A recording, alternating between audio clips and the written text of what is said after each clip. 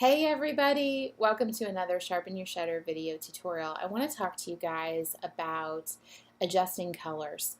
This is going to be a really small little finishing touch that you will do to your imagery. The first thing I want to say is I noticed that I have picked a contained image, and what I mean by contained image, it means that I've got one sort of subject matter. I've got moving water. That's it. I don't have any trees. I don't have any sky in it, and as soon as you start implementing this tool, you're going to quickly notice that it's going to alter the colors in a lot of things. So you might want to do a selection, make a mask, or do some luminosity masking to implement this. I would say that this is more of a post-processing 201 course than a 101, but I think we're all ready to kind of move into that 201 level. What I've done is, this is an image that I captured on our last Smokies workshop, and I can tell you it was one of the most amazing moments of seeing light and color on water that I have ever experienced. In fact, some of the guests that were with us saw me doing a happy dance over at the end of the river because the light was just spectacular. We really couldn't have asked for more. My goal with this image was I wanted to bring out various different colors that I know exist in this file that my raw file is not showing me. So what I did to do that, and you're going to start to slowly see these pop out, is I was doing some selected curves layers. By selecting these curves layers, I was really trying to push back my darks and bring out my shadows to create some depth and some movement in this water. So I ended up doing 5 different curves layers, and I'm really not quite as eager to talk to you guys about the curves because I think that's not the purpose for this, but I did want to talk to you about adjusting some of these colors. I did a make it glow action, and then I also did some saturation painting. These will come in later tutorials, but for right now I've compressed all of these to create this new one. In fact, I just deleted 2, so let me do it again. I'm selecting all these lower layers. I'm hitting Shift Option Command E to make a fresh layer. So let's call this the SYS tutorial.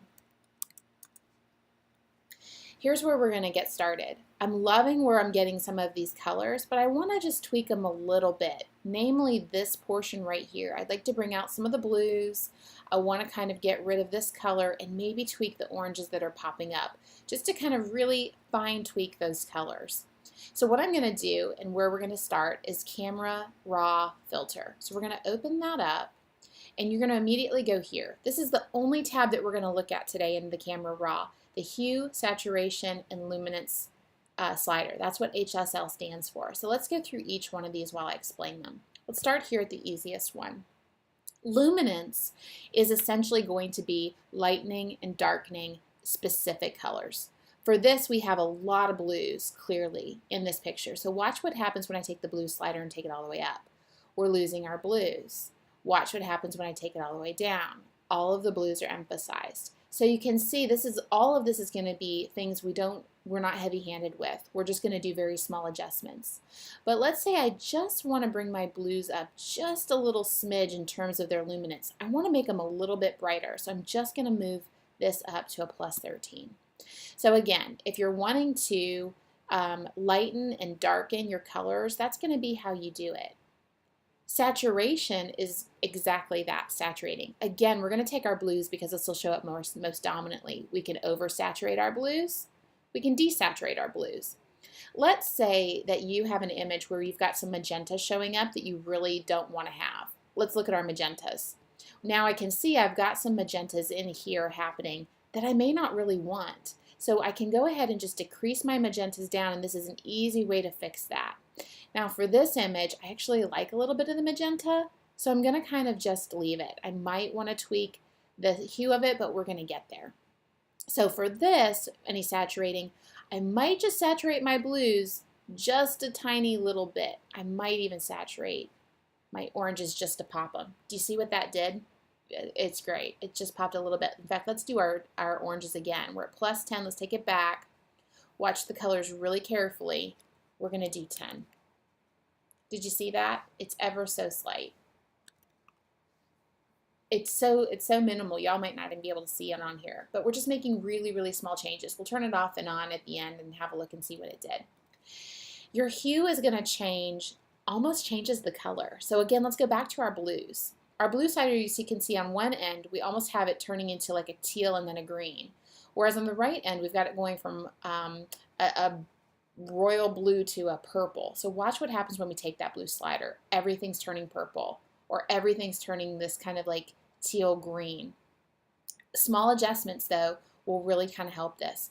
In this case of these blues, I want it to turn a little bit more teal. I want it to look a little more like this. So I'm going to take this blue slider and bring it down. And so now all of a sudden I have just a little bit more of that teal popping out, which I think is really, really beautiful. The magentas here, I think I might want to turn them to be maybe, I think we'll go a little bit more towards the magenta. And let's see if we've got any purples. I'm going to over accentuate it so that I can actually get an idea about what's happening. I think these purples I might want to take and push to a slightly more blue tone.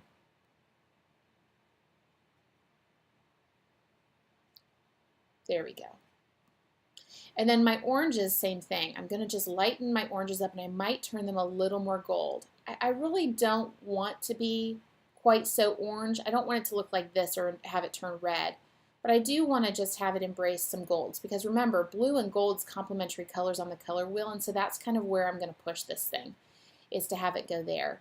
Same thing with my yellows. I'm going to have my yellows be just slightly warmer. So you can just see how I'm adjusting colors right now.